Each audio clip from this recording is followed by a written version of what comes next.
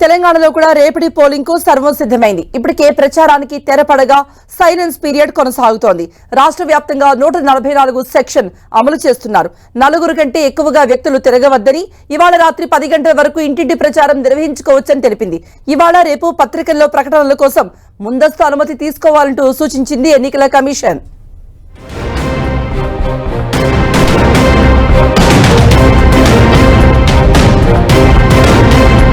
తెలంగాణలో లోక్సభ ఎన్నికల పోలింగ్ కు ఏర్పాట్లు పూర్తయ్యాయి.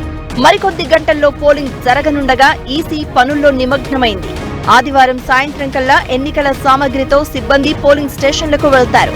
ఈవీఎం తరలించే వాహనాలకు జీపీఎస్ ఏర్పాటు చేశారు. సీఈఓ ఆఫీస్ మానిటరింగ్ చేస్తోంది. ప్రతి పార్లమెంట్ సెగ్మెంట్ లో 2 బ్యాలెట్ యూనిట్లు ఉంటాయి. 1,90,000 మంది పోలింగ్ విధుల్లో డైరెక్ట్ గా పాల్గొంటారు. మొత్తం 3 లక్షల మంది సిబ్బంది ఎన్నికల విధులు నిర్వహిస్తారని ఈసీ తెలిపింది. వచ్చే 48 గంటల పాటు వచ్చే ఫిర్యాదులపై 100 నిమిషాల్లో చర్యలు ఉంటాయని తెలంగాణ ఎన్నికల ప్రధానాధికారి వికాస్ రాజ్ తెలిపారు.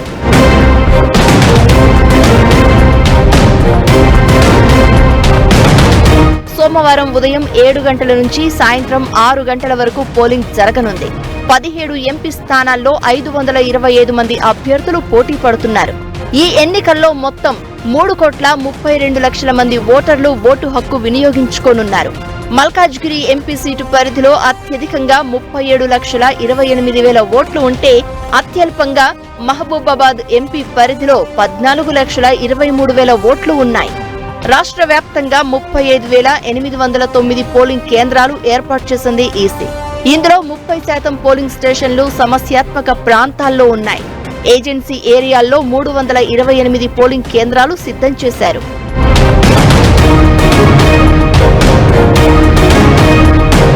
ఇప్పటి వరకు 1,90,000 మంది పోస్టల్ బ్యాలెట్ ఓటు వేశారు. 21,680 మంది హోమ్ ఓటింగ్ లో పాల్గొన్నారు. 3 పోలింగ్ కేంద్రాల్లో అత్యల్పంగా ఓటర్లు ఉన్నారు. మరోవైపు పోలింగ్ సందర్భంగా సోమవారం సెలవు ప్రకటించారు. మే 13న సెలవు ఇవ్వకపోతే చర్యలు తీసుకుంటామని సీఈఓ వికాస్ రాజ్ హెచ్చరించారు. కొన్ని రిపోర్ట్స్ ఇప్పుడు కూడా మాకు వస్తున్నాయి that certain shops, certain companies, IT companies ఉండొచ్చు, వేరే కంపెనీస్ ఉండొచ్చు, ఆ 13th నాడు పేడ్ లీవ్ ఇస్తలేదు. సో నేను మీ ద్వారా వాళ్ళకి మళ్ళీ ఒకసారి instructions of ECI are very clear that 13th has to be a paid leave. So anybody found violating these instructions, actions will be taken. నగదు, మద్యం పంపిణీపై ఈసీ నజర్ పెట్టింది. ఇప్పటివరకు 320 కోట్లు సీజ్ చేశారు. 8,600 ఎఫ్ఐఆర్లు నమోదు చేశారు. పొలిటికల్ పార్టీలపై 92 ఫిర్యాదులు వచ్చాయి. ఆయా ఫిర్యాదులపై ఎప్పటికప్పుడు నోటీసులు ఇస్తున్నామని అధికారులు తెలిపారు. ఎన్నికల వేళ భారీ బందోబస్తు ఏర్పాటు చేసింది ఈసీ.